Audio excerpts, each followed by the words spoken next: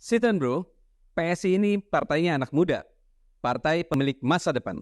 Ini bukan hanya klaim PSI loh, ada fakta dan datanya.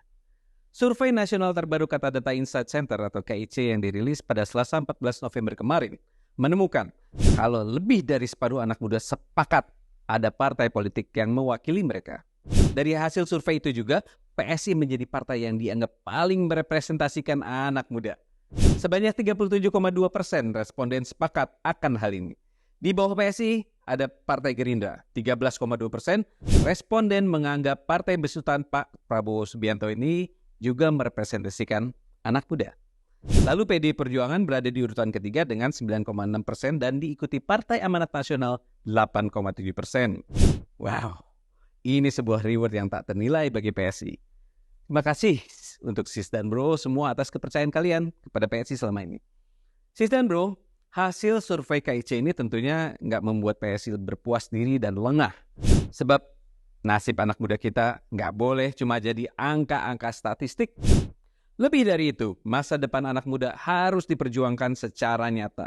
Apalagi kita sedang menyiapkan Indonesia Emas 2045.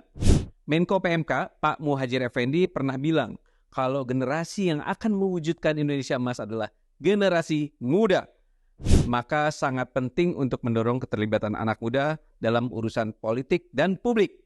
Untuk itu, PSI konsisten membuka pintu kepada anak muda yang ingin bersama-sama memastikan masa depan yang gemilang.